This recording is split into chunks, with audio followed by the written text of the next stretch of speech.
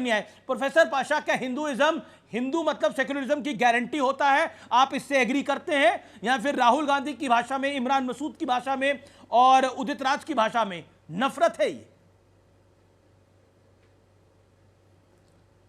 अमीश जी, मुझे इस बात की खुशी है कि मोहन भागवत जी ने जो बयान दिया है वो इस बात का प्रमाण है कि अब तक वो जिस रास्ते पर चल रहे थे वह हिंदुत्व का रास्ता था, जो गलत रास्ता था उसको उन्होंने एक्सेप्ट कर लिया है।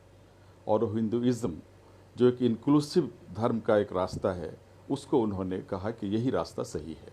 यही बात तो हम कहते आ रहे थे।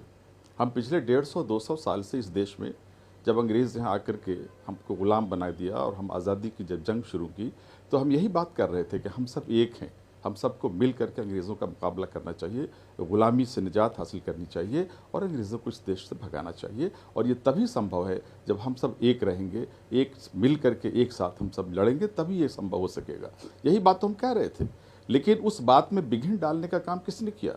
जब 1925 में आरएसएस की स्थापना हुई तो आरएसएस ने एक अलग अपनी डफली बजाने की कोशिश की, अलग राग अलापने की कोशिश की और हिंदुत्व का एक एजेंडा वहाँ से शुरू होता है। सावरकर जी की किताब आती है 40s में, उसमें उन्होंने टू नेशन थियरी का दिया। उन्होंने कहा कि इस देश में दो तरह की राष्ट्रीयता है, दो तरह के नेशंस रहते हैं। एक वो जिनका पैतृक जो धरती है वो भारत है, और जिनका जो उनकी आस्था की धरती है वो भी भारत है। दूसरे वो जो जन्मे तो यहाँ जरूर हैं लेकिन आए बाहर से हैं और उनकी आस्था बाहर है, आस्था का केंद्र बाहर है। टू नेशन थियरी उन्होंने दी और उसी के कारण आगे चल करके हिंदुस्तान और पाकिस्तान का विभाजन हुआ। एक मिनट और हमें दीजिए। आप सुधांशु जी को मैं धन्यवाद देना चाहता हूं कि आज पहली बार सुधांशु जी के मुंह से नेहरू जी का जिक्र आया और अच्छे शब्दों में आया।